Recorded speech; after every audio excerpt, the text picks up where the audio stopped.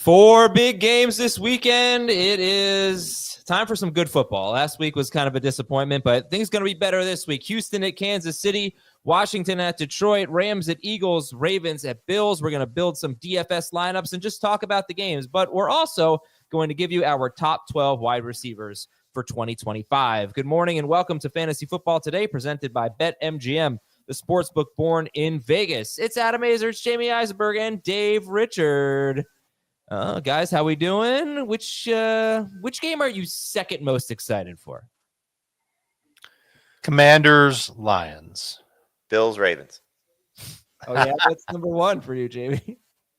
They're all number one. Which game are you going to build the most DFS stacks with? Commanders, Lions. All of them. Okay, great. You're going to have 8 different lineups. How much money are you going to spend on DFS lineups, Jamie? Lose on DFS lineups. My favorite lineup that I built so far was a Chiefs stack. Oh, interesting. It's going to be cold this weekend, by the way, especially in Buffalo.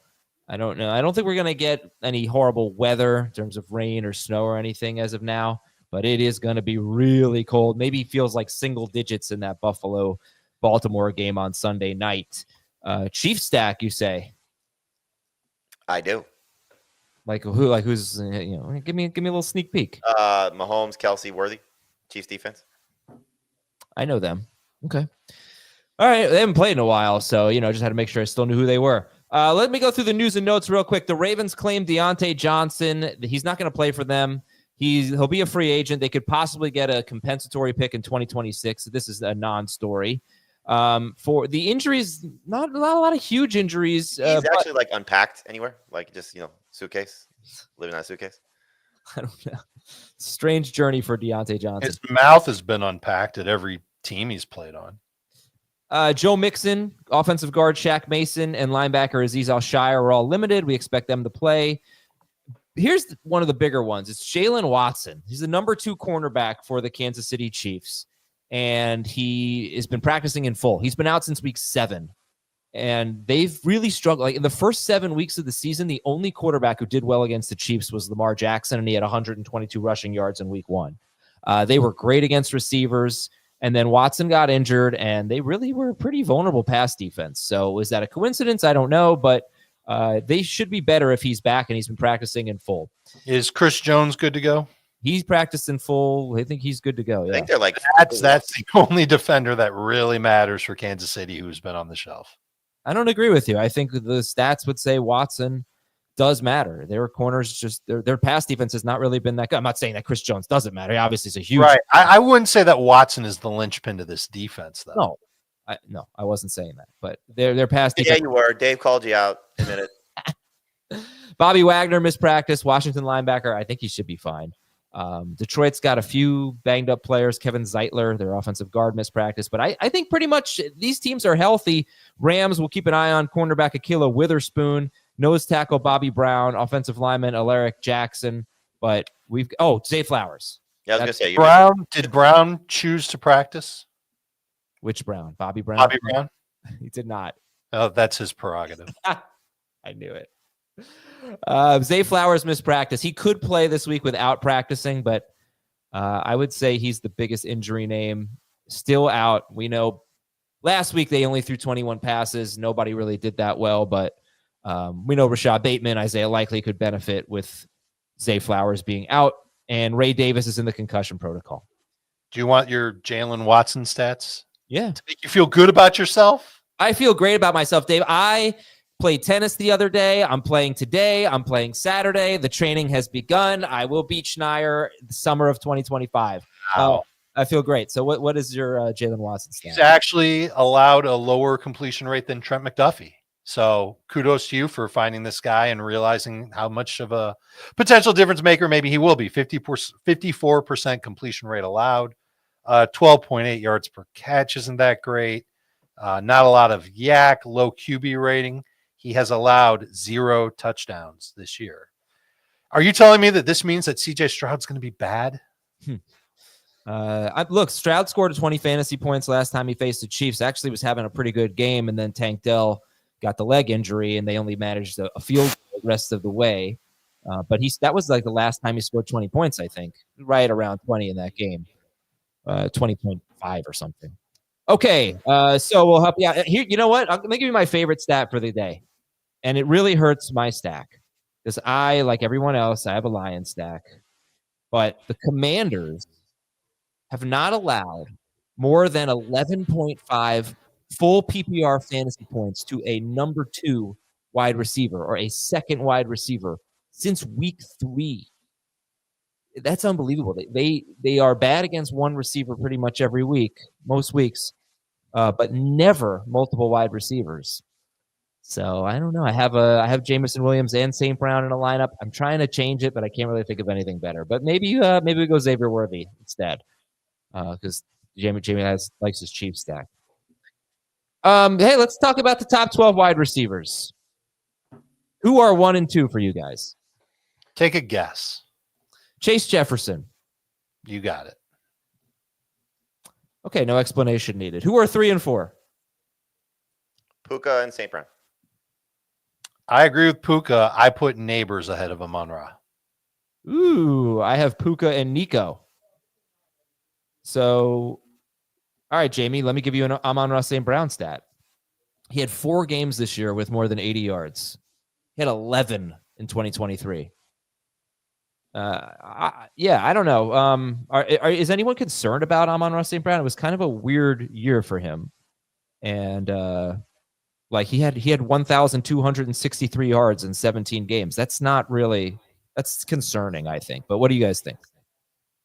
What's concerning for me is he averaged 2 targets per game less this year than last year, and so the spreading of the ball in Detroit's passing game impacted Laporta to a degree, and I think it impacted Amon-Ra to a degree. And I don't know if that's going to change. Does it flip back to him next year? I don't think so. So not a receiver that I think has the potential for 20 PPR points per game or more.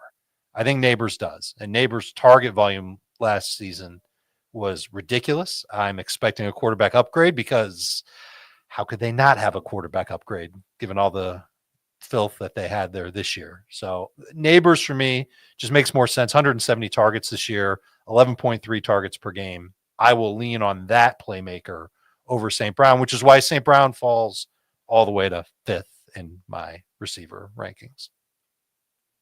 Jamie, your rebuttal. Oh, I mean, look, his St. Brown's track record is as consistent as they come. I remember when we were discussing the first round picks for 2024. I'll say the same thing about him then that I'll say now is he's probably the safest first round pick you could find because he's just so consistent with his production year over year. He was over 20 PPR points last year. Will that change? Can he get back to that level? Sure. I think he can. This offense is so dynamic.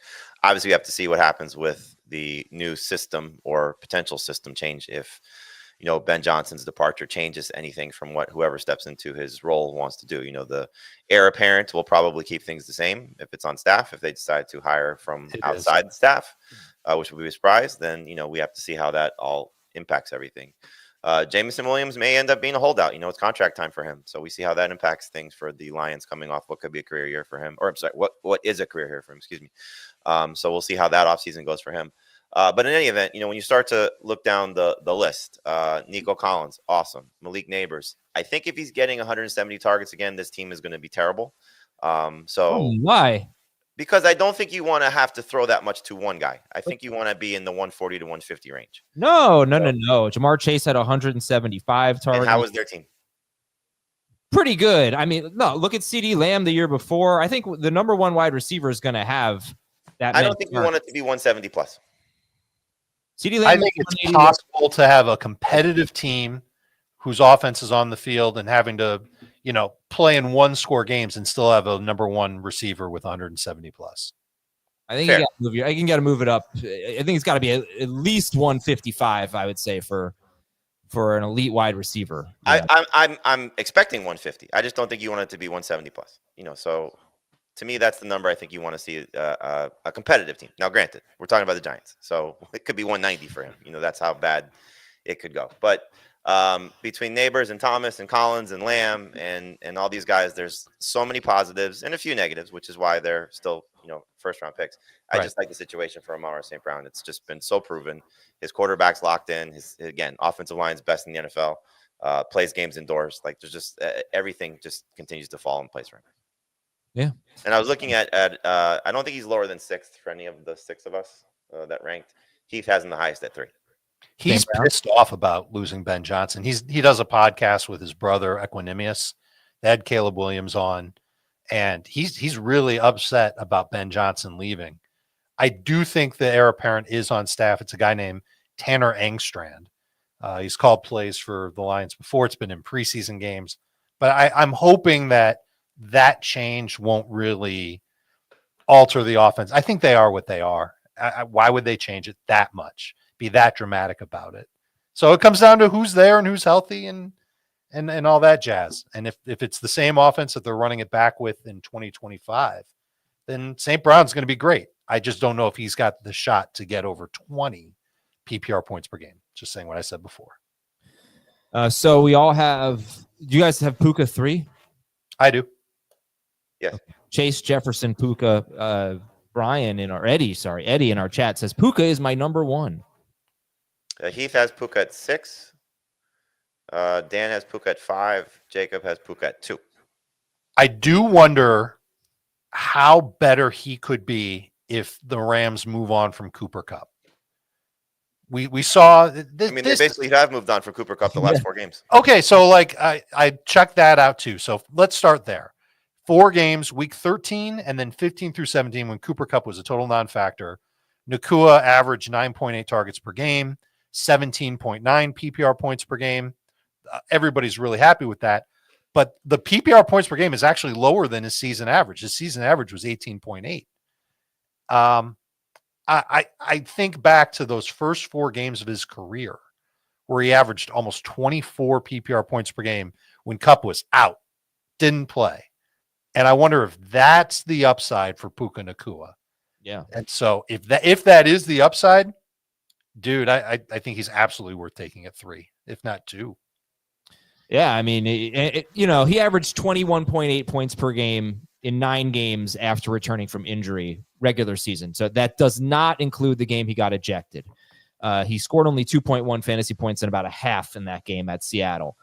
Dave, you gave that stat. It was 17.8 points per game, whatever you said. 17.9. He didn't score in any of those games. But the targets are great, right? So 10 targets per game, that's phenomenal. So that's Puka what it takes to be a first rounder.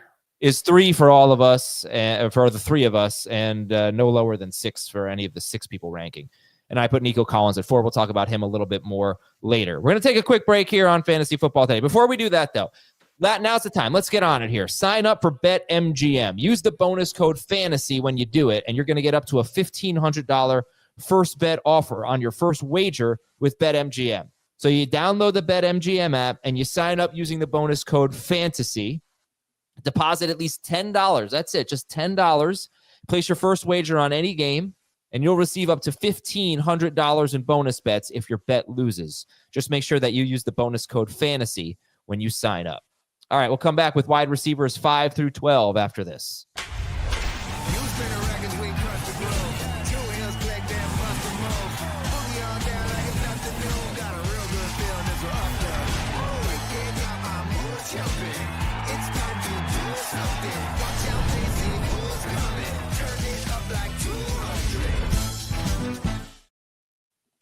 Welcome back. So top 4, Jamar Chase, Justin Jefferson, Puka Nakua. And then for Jamie, it's St. Brown. For Dave, it's Malik Neighbors. For me, it's Nico Collins. Wide receivers 5 and 6, Jamie. 5 for me is, I want to double check. Make sure I don't say the wrong thing. 5 is CeeDee Lamb, 6 is Nico Collins. Okay, Dave? I already told you that Amon-Ra is 5th. Nico is 6th. Okay, so everybody's got Nico in the top 6. And kind of a bad ending to the season for him, which was just strange, but then a huge playoff game. Hopefully he can back it up. Not too much to say. I'll say this about Nico Collins. I mean, he is still 2 years in a row one of the most efficient wide receivers. Great yak on a pretty high ADOT, Yards per target is insane. Yards per route run is insane. He's like A.J. Brown, maybe even better. I'm sorry to say that because it's hard to be better than A.J. Brown, but doesn't necessarily need those 170 targets to be great. And he gets a ton of end zone targets. I'm loving Nico Collins. CeeDee Lamb is interesting, Jamie, because he's not in the top 6 for me or Dave. Oh, no, he is. I'm sorry. He's 5th for me. So I have him 5th, and I have Amon-Ra St. Brown 6th. He's not. Where is he for you, Dave? CeeDee Lamb? CeeDee Lamb is 8th. Okay. So, Jamie, you have him 5th. What do you think went wrong with CeeDee Lamb this year? He's number 9 per game overall in PPR, number 9 per game, and number 15 per game in non-PPR. And I don't even know if he was that much worse with Cooper Rush. A couple of points per game. Yeah, I think probably because of the touchdowns, but he averaged more catches. But what do you think went wrong? It was just kind of a weird year for CeeDee Lamb. Holdout, Prescott injury, offensive line concerns, his shoulder injury. I mean, it was pretty much a disaster. And if this is a disaster, you got to be excited about it because what we saw from him, you talk about potential to be, when we were talking about the running backs, who could be number 1 in their position with McCaffrey and that whole conversation. And you said it, who was the one guy who wrecked fantasy in 2023? It was CeeDee Lamb's finish to the season. Yeah. And I still think he has that in his bag, so Prescott back, we have to see who the coach is. So, looking at this, we did these rankings leading into week 18 for most of us. So things have changed for the Cowboys. I still think that Lamb will be like, I can see myself flip-flopping Nico and Lamb easily. He's still going to be a top 10 receiver. I would be surprised if that's not the case for everybody, no matter what who the coach is, who the coordinator is, but he may slide depending on, the play caller there for the Cowboys. But it would be moronic for any coach to go to Detroit, to Dallas, and say, we're not going to throw it as much to CeeDee Lamb. We're going to spread it around. Like, why would anybody do that? So I think for sure he's going to be a top 10 wide receiver, but this will probably be, we said this last year, don't hold it against me if it doesn't come true. This will probably be a team that upgrades at running back. It will probably be a team that adds somebody else to catch the football, be it at wide receiver or tight end. Maybe the pass heavy nature that we've seen the last season and a half from Dak with Lamb fades just a little bit. And that's why I want to be a little careful with CeeDee Lamb, not to over rank him.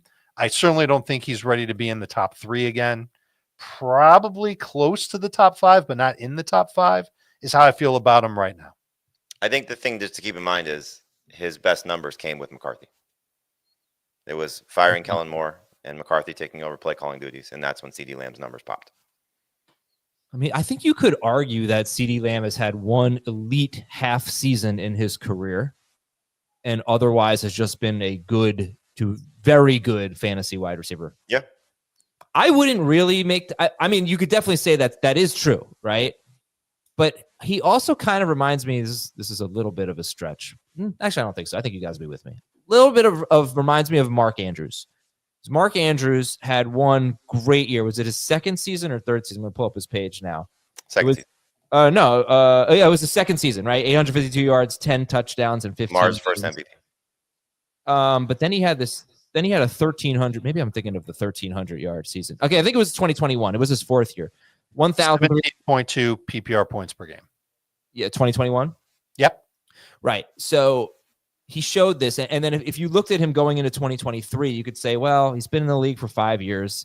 He's only had one great season. Other than that, he's been, very good, but not someone who should be taken in the second round or anything like that. And then how many points per game did he average in 2023? And the problem is that whatever you're going to give me, you have to kind of take away. Remember, he got hurt against Cincinnati in the first quarter.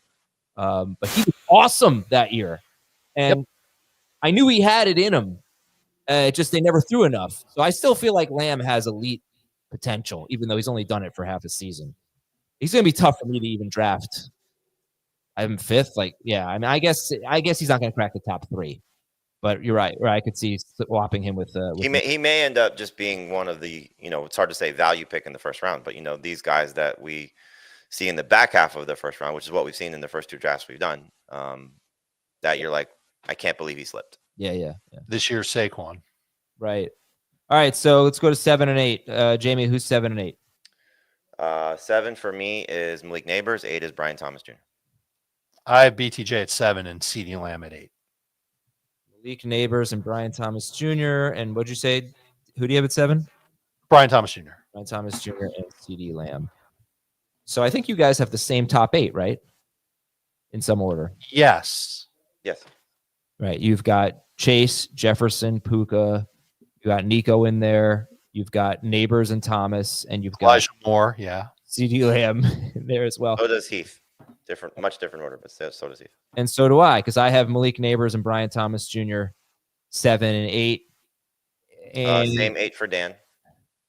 Interesting. And same 8 for Jacob. Okay. All different orders, but same 8. Interesting. And how many people have Brian Thomas Jr. ahead of Malik Neighbors? Let's see. Heath, no.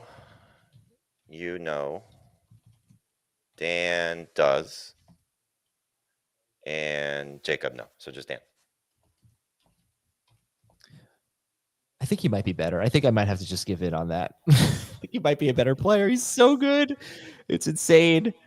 How much will the quarterback influence this? Brian Thomas Jr. versus Malik Neighbors for you? I mean, Brian Thomas Jr.'s numbers popped when it was Mac Jones, not Trevor Lawrence. Yeah, Exactly. okay, there was no Christian Kirk during that stretch, And barely Evan Ingram. and Evan Ingram was hurt as well. So that we keep that in mind. But like, if the Giants go get Cam Ward or Shedeur Sanders, if the Giants get Russell Wilson or something, or if they're running it back with some scrub, how much is that going to influence Neighbors versus Thomas? I mean, as Dave said earlier, it's not like what he was dealing with this season was great. So you had Daniel Jones, Drew Lock, Tommy DeVito. It was bad for Neighbors from a quarterback standpoint. But again, this is what high impact level talent players do. They are able to overcome situations and become playmakers. And I think you saw that for Neighbors at various times during the season. There was that stretch post concussion where it looked like it was a struggle. And, then he kicked into gear at the end of the season, finally started scoring some touchdowns, won a lot of people out of fantasy playoffs and championships because of how he played in 2 of his last 3 games. So he's a superstar. Thomas is a really fascinating case because, as you just alluded to, they're going to bring back most likely one of, if not both, of Kirk and Ingram. And then what does this do for him? Plus, does Trevor Lawrence pepper him the same way that Mac Jones did because, again, of other players being there? It really comes down to, I think, who the play caller is for the Jaguars. So if they get the guy that everybody wants them to get, which is Ben Johnson, then the sky's the limit. Could be Bobby Slowick, for example, who did great things with Nico Collins. So Liam Cohen. see who ends up there. If it's a defensive minded head coach, then it's going to be a little hard to say he's better than Neighbors, but there's a reason why for me they're back to back. I think they're both elite level talents. I think they both have some warts that they have to overcome, and hopefully year 2 is just as successful as year 1 was in a lot of ways. There's definitely some things that can go wrong. Like if Jacksonville doesn't nail at least the offensive coordinator, but certainly the head coach. But the splits before and after the bye for Brian Thomas Jr. are insane. Listen to this. After their bye was in week 12. 22.9 PPR points per game. Every single game from week 13 on for Brian Thomas Jr. was at least 16 PPR points. 3 with at least 23.9. He averaged 11.7 targets per game. Before the bye, and maybe this is one of the big indictments on Doug Peterson, 5.7 targets per game, 13.3 PPR points per game for BTJ. The fact that they didn't involve him even more earlier is just ridiculous. Now that we've seen what he can do, especially without Trevor Lawrence under center. And so I would guess that he's going to be closer to 11.7 targets per game, but probably in the neighborhood of like 8.5. And I'll take that all day long. Second season, new offense. Hopefully the quarterback is healthy and the offensive line doesn't suck. And we'll see Brian Thomas Jr. finish potentially as a top 5 fantasy wide receiver. The one thing I think that could impact both these guys is how much better is the run game. Yeah. Okay. And so to that end, I would say that I would expect Jacksonville to upgrade theirs. I think the Giants are going to stand pat with their run game. I'm not talking about their running backs. I'm talking about their running game. So Sure, it's system for the Jaguars. It's probably more rushing attempts for the Giants. It's again, this factors into the targets for neighbors as well. So I don't think either of these teams want to have the same lack of success running the ball. So you could say Tracy had a 1,000-yard season. It was great, but they didn't do a good job running the ball consistently. And certainly the case for the Jaguars, their run game was abysmal.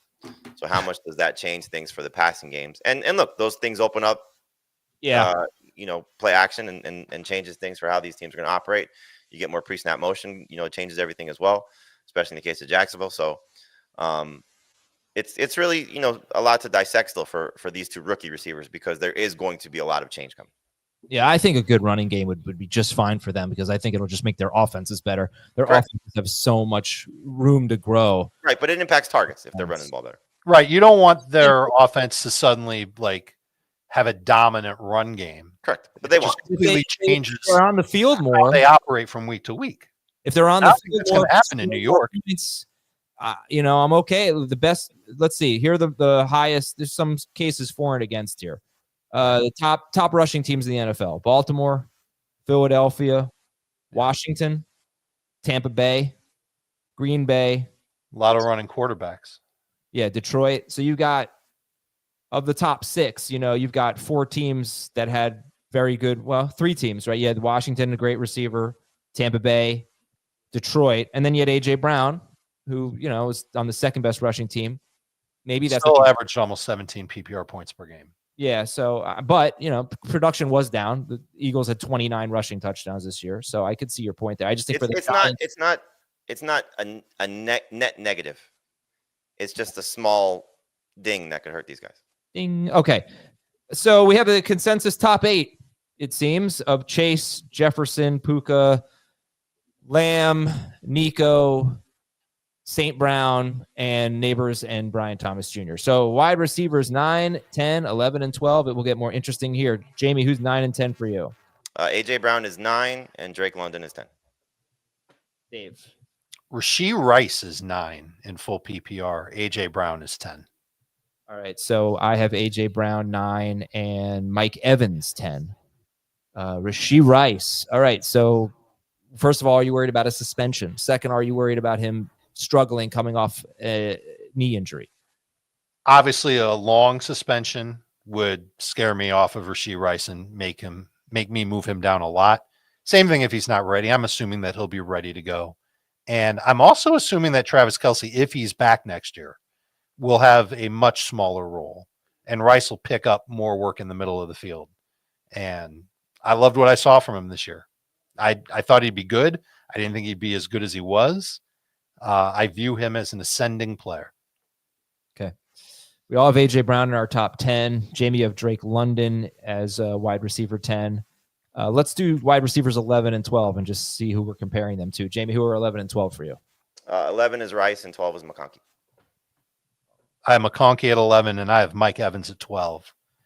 I think I might have a blind spot for Drake London because I never rank him that high. I'm never all in on him. And maybe I should be because the splits with Penix this year, it's only 3 games. But I mean, he was good with Cousins. He was ridiculous with Penix. And I just wonder how much of that could carry over in an offense that isn't going to change. We know what to expect. And he's clearly their number 1 guy. He did play week 18 without without Darnell Mooney, pardon me. And yeah, it was ridiculous. 18 targets. Yeah, he scored 40.7 fantasy points in week 18 against Carolina. So. He still averaged in the other 2 games. I think he had 9 and some a higher number, 13 maybe. 21 targets in the other 2 games. Yeah, that's still really good. Yeah, and he was originally out of my top 12, and then we were doing a draft, and I said, "Whoa, I'm overlooking Drake London here." So he came 12 for me. So I went AJ Brown, Mike Evans 9, 10. I put Tyreek Hill at 11 and Drake London at 12. So that's Tyreek Hill over guys like Ladd McConkey and Rashee Rice. And I think I could see this changing. It's going to be one of those things where if no one else is drafting Tyreek Hill as a top 12 guy, why would I? But I don't think he's done. I watched enough tape of him. He is still extremely fast. If they want to feature him, if they want to throw the ball downfield more, I think he could. I honestly think, based on this year, if he's as good as he was in 2024, I honestly think Tyreek Hill could still be the number one receiver in fantasy. I don't know that the Dolphins want to go back to that style of offense. I don't know if he's on the Dolphins. That's true. But I wouldn't mind that. But I still think I do not. I put it this way: I do not think Tyreek Hill is washed up. I am confident that he wasn't in 2024. Will he be? He's a year older, so maybe he will be in 2025. But right now, his skill set, I think, is still elite. Yeah, I mean, it's the same questions we'll have with him going into next season. I think that we had at the end of this past season. Is Tua going to be healthy? Because now you have concussion situation again. And remember, he had a hip issue in college. He has a hip issue now that he's dealing with that he couldn't finish the season with. It's something you got to factor in with Tyreek Hill because he's been bad, especially if they don't address the backup quarterback position to a level that, okay, this guy goes out, backup comes in, and it's a seamless transition. He was awful without Tua. He was absolutely abysmal. So that's a factor. You mentioned his age. He'll be 31. This is typically when guys start to really show a decline. We'll see if that happens to him. It didn't necessarily happen to Mike Evans, although Evans did miss 4 games with a hamstring injury. How much of that is age? How much of that is just general wear and tear? It's hard to say. I have been surprised in the 2 drafts that we've done that he's still going in round 2. Yeah. Has it been the same guy both times? No. And I do think because I know Dan drafted him in the half PPR one. So Heath does not have Tyreek in his top 12. He has D. Higgins and Terry McLaurin in his top 12. Does not have Rashee Rice and does not have Mike Evans.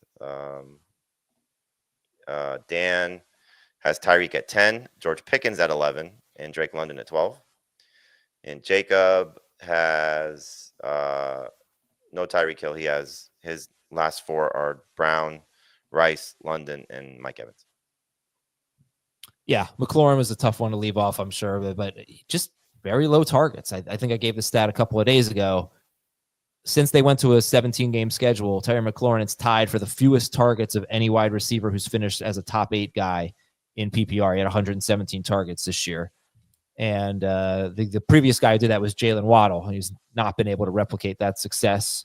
So good wide receivers, really good wide receivers. I think for me, I kind of lean toward targets, pass volume, that kind of stuff. That's why I didn't put McConkey in the top 12. Nobody put JSN in the top 12? No. Yeah. All right. Well, yeah, good stuff. Those are our top 12 wide receivers. You can no Garrett Wilson, which is interesting too. Oh yeah, that's a good point. I mean, Garrett Wilson. Oh man, I'm really gonna love the round 3 wide receivers, the late round 2, round 3 wide receivers, because there's probably not a huge difference between wide receiver 16, 17, and wide receiver 12. So no, I think I started 3 receivers in both drafts. I forget the first 2 that I took in the PPR. I know I got Rashee Rice because I think people forgot about him in the 3rd round of the PPR one, which I was picking 12th. In the half PPR one, I started Amon-Ra St. Brown, AJ Brown, Drake London. Oh, wow. Yeah, that's amazing. Yeah. That's great. All right, we're going to take a break and come back and talk about the games this weekend. David Montgomery is $4,000 on FanDuel. Do you have to play David Montgomery? Or is it a trick because everyone else is going to play David Montgomery? That's less than Carson Steele, by the way. What? Yeah, I maybe they just weren't planning on him playing. But David is he going to be 100%? He's practicing in full. It's kind of crazy. That's a yes. The Commanders give up 4.9 yards per carry to running backs. I was thrilled to get him in my DraftKings lineup, and he is not at 4,000. I wish he were on DraftKings. Yeah. Prices are a little bit different on FanDuel and DraftKings too, but $4,000 Dave Montgomery is, ordinarily I think he'd probably be in the 7,000s or something. All right, we'll be right back after this on Fantasy Football Today.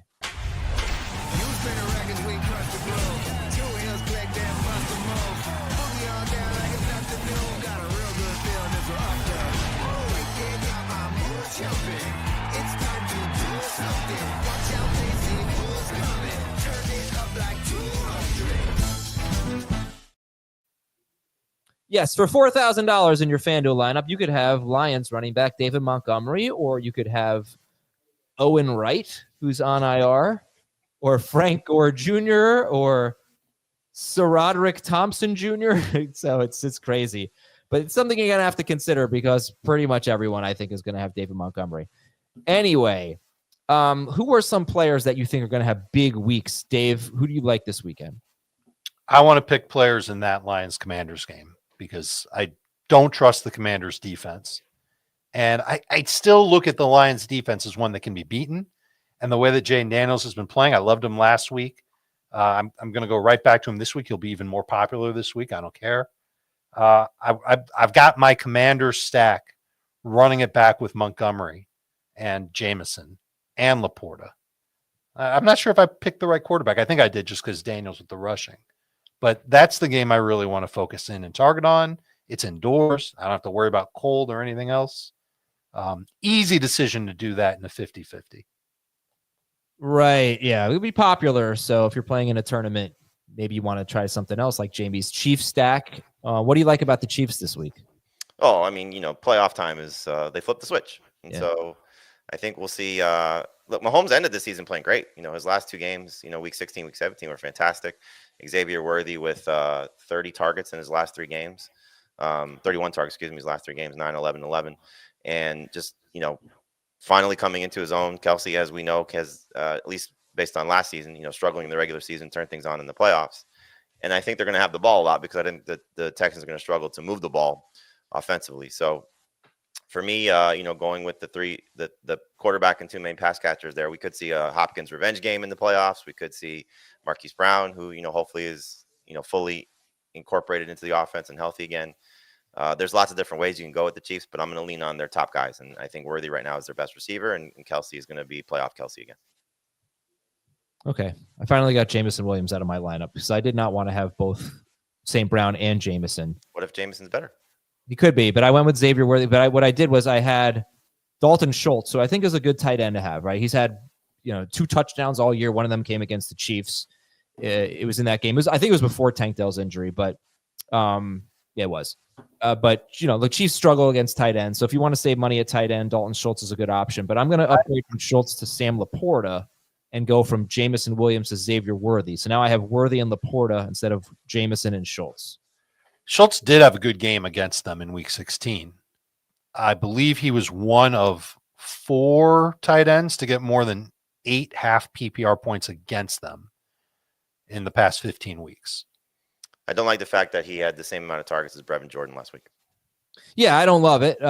So tight end's not great. I think who's the best tight end this week? Is it Kelsey? Is it Laporta? I think if Flowers is out, you get some good production from Likely again from a cost standpoint. Yeah. Laporta's value is great on both sides, just given what he's done. And Andrews is still relatively inexpensive too. Sure. There's not a lot. The pricing is not bad for the tight ends. Right. Andrews is 4,500 on DraftKings. Even Kelsey at 5,200. Yeah, Kelsey at 6,500 on FanDuel. That's really not so bad. And yeah, you got to hope. We've seen it before. Saw 2 years ago, Kelsey kind of struggled down the stretch, and then he averaged 100 yards per game in the playoffs in a Super Bowl run. So we definitely see, as Jamie said, they flip the switch. Okay, any other players you want to talk about that you really like this week? Do you like Puka? Do you like anyone in particular in that Rams-Eagles games? Because we have pretty good defenses there. The Eagles put up some big points on the Rams last time they played them, but the Rams have mostly been a good defense since then. It's a different team. I think if you're looking for some cheap options, we don't have an update on Higbee yet, right? I'm assuming he's not playing. No, he's supposed to play. Oh, yeah. Oh, he's good. Yeah. I was gonna say Davis Allen is not a bad dart throw, based on what he did last week with the touchdown catch. In this game, like Love. Nah, that's okay. We just want to close out this segment of players that we really want to put in our lineup. That to me is almost the game I want to avoid the most. I've got Saquon in my lineup. I do have Saquon. He's considerably cheaper on FanDuel. Well, he's 300 cheaper than Derrick Henry. What was my rationale there? They're both obviously great. The Bills have a pretty bad run defense, but I guess I could see a scenario where the Bills put up a lot of points and the Ravens are chasing, and maybe Henry's not as involved as we want him to be. So I'll save $300 and go with Saquon Barkley. But I can't trust AJ Brown. And no, AJ Brown's tough to trust. It was hard to do the updated playoff rankings with him because how healthy is he?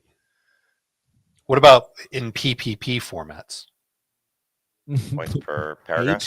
Points per page is read. PPPR. I do think there's some value in Justice Hill. I think there's some value in Austin Eckler. I think, based on, the how those games could unfold, with look, Hill caught a touchdown last week. And, if this game gets back and forth between these two teams, you can see some production there. Maybe even Ty Johnson too, if you want to go that route. Just he hasn't been as involved as those other guys when things are going well for them. Diami Brown has, also, we looked at Zacchaeus and just how he was performing. Obviously, Brown's coming off a big game last week, so he's relatively cheap. And Best game of his career, though. Sure, but there's opportunity there. The second receiver for Washington's wide open right now. So could it be Brown? Could it be Zacchaeus? Could it be another good game for Zach Ertz? Yeah, so right. There's potential there. I still think Rashad Bateman. I know he didn't get a lot of targets last week, but scored a touchdown, especially if Flowers is out. And then probably somebody for Buffalo will have a good game receiving wise. Shakir's easy if you're just looking for cheap points and good cost. 6 for 61 last week. He'll get 6 to 8 targets. And so weather will be a little bit of a potential issue just because of the cold. But we know Josh Allen's not bad in those situations. I'm glad you brought up Justice Hill and Austin Eckler. Austin Eckler, Detroit, they do give up a lot of production in the passing game to running backs. So that's a guy that especially if they're chasing points. And Justice Hill, not only did he catch a touchdown last week, he had a really big game against the Bills in the first matchup, which was a blowout, by the way, for the Ravens. They crushed them. He always plays a lot more when Baltimore's trailing. Well, he had 6 catches, 78 yards, and a touchdown in week 4 in a big win. And the Bills give up the most receiving yards per game to running backs. Yep. So that's a good point. Yeah. I'm doing a lot of Jahmyr Gibbs and one of those guys. Okay. Yeah, Gibbs going up against bad. But I will say this about the Commanders, and I say this a lot. This is a Dan Quinn staple. Commanders give up the fewest receiving yards per game to running backs. So something to keep in mind. All right, players that we'd like to avoid this week. So again, for me, it's not necessarily avoiding Saquon, but it's avoiding a lot of the Eagles-Rams game because the best players are obviously expensive and the second-tier guys are a little tough to trust. So like the Eagles receivers right now, Devontae Smith feels a little bit better than AJ Brown. But if Brown is healthy, then we could see Smith disappear. But Smith would be my favorite Eagles receiver. But a lot of this game I'm trying to necessarily avoid just because the defenses are so good. I feel the same way, although the reason why I have Saquon is because I think a lot of people are going to avoid him. He is the most expensive running back on DraftKings. And so I'm trying to zig while everybody else is zagging. I don't feel great about any Bills pass catcher other than Shakir. He's also in my lineup, but it's more of the safe play than it is anything else. I would not play Joe Mixon. Yep, that's a good call. Say. Yeah, and Brian Robinson Jr. I would avoid. I think the only Texan you'd be comfortable playing is Nico. But even then, again, with the secondary being healthy for the Chiefs, and look, they played great last week. Their defense was awesome. I think that was okay. We got our playoff win. Now we're going to get smashed.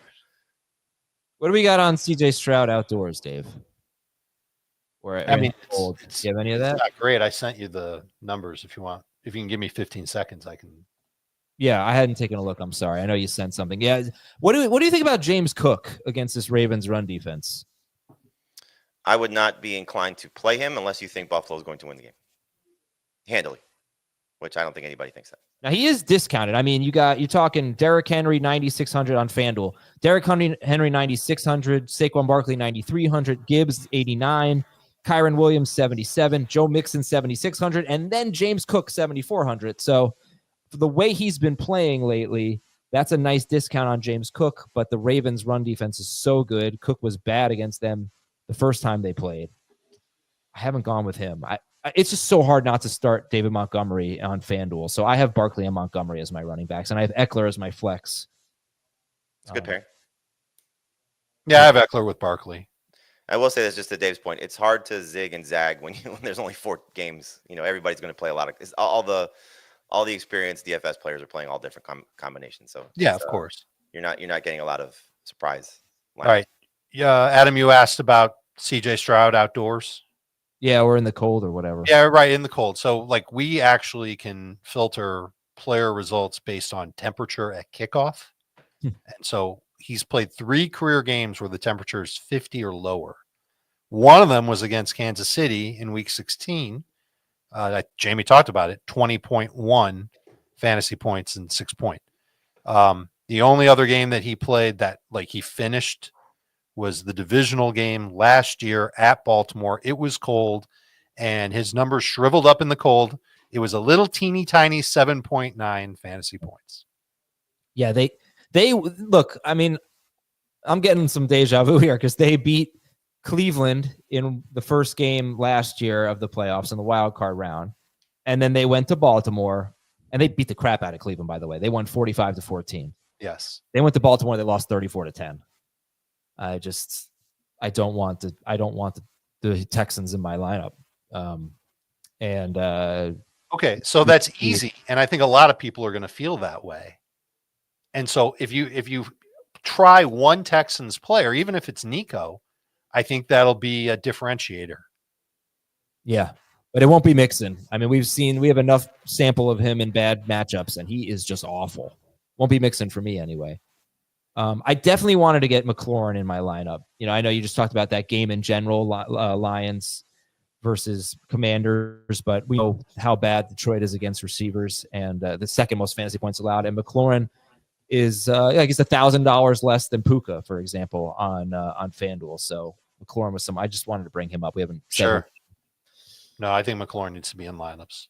He'll be popular though. So will Daniels. Are you interested in results of other quarterbacks when they're playing in the cold?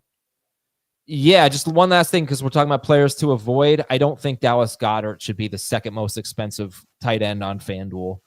I'd rather have Laporta than him. I'd rather have Andrews. Maybe I'd take Goddard after that. But I mean, like, Goddard had an amazing play last week, but he's probably not going to get more than 5 or 6 targets. All right, go ahead.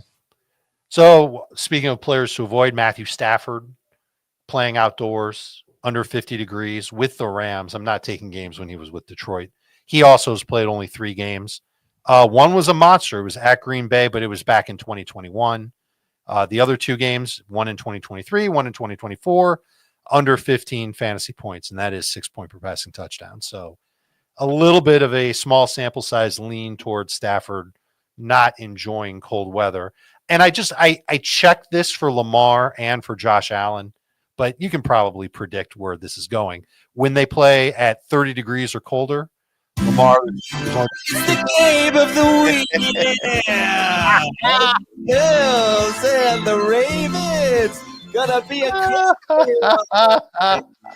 but it's the game of the week. Hey, Lamar's been awesome in the cold. Josh Allen's been awesomer in the cold. Wow. This should be an awesome game. An easy call for game of the week. Josh Allen, this is like Josh Allen's great in this weather. I love it. Do we need to get more Ravens and Bills?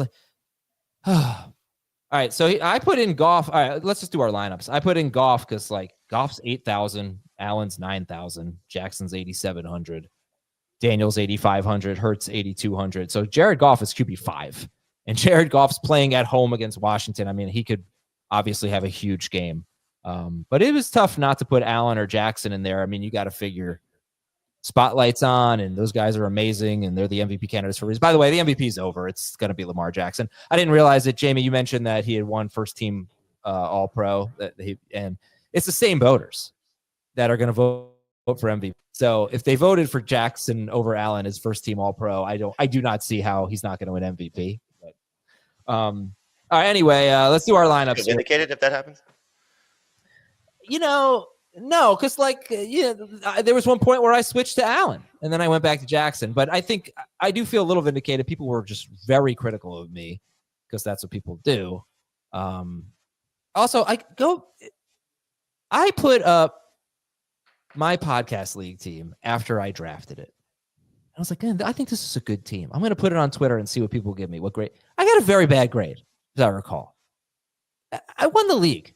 I don't know why people just don't ever take me seriously. Like, what are you doing? You think it was crazy for me to say that Lamar Jackson was the MVP? Like, obviously, I was onto something. Yeah. Anyway, I do feel a little vindicated. Thank you. When I beat Schneier in tennis, I'll feel even better about myself. All right, Jamie, give me a lineup. I have Mahomes at quarterback. This is on FanDuel. Jahmyr Gibbs and Austin Eckler at running back. Xavier Worthy, Terry McLaurin, and Jamison Williams at receiver. Travis Kelce at tight end. Laporta at flex, and Chiefs DST. Okay, I have a pretty similar lineup. I have the Chiefs. Let's see the commonalities. Is that a word?